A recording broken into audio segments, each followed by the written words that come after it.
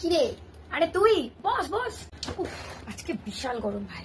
হ্যাঁ রে, বিশাল গরম। বাই দ্য ওয়ে, তুই আজকে আমার বাড়িতে এলি?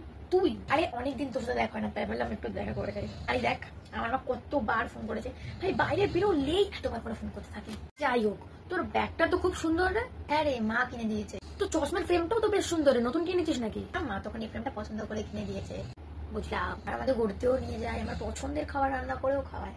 আচ্ছা, যে তোর সব চাহিদা মেটায়, ঘুরতে নিয়ে যায়, তোর কি পছন্দ না পছন্দ সব জানে, এমনকি তুই কোনটা খেতে ভালোবাসিস সেটাও তোকে রান্না করে খাওয়ায়।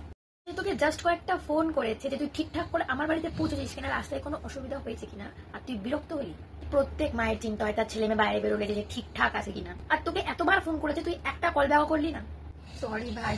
আরে গরু, সরিটা আমাকে না বলে আন্টিকে বল, আর বল পৌঁছে গেছি। আর হ্যাঁ, আরেকটা কথা, আজকে মনে আছে তোর যে আজকে মাদার্স ডে?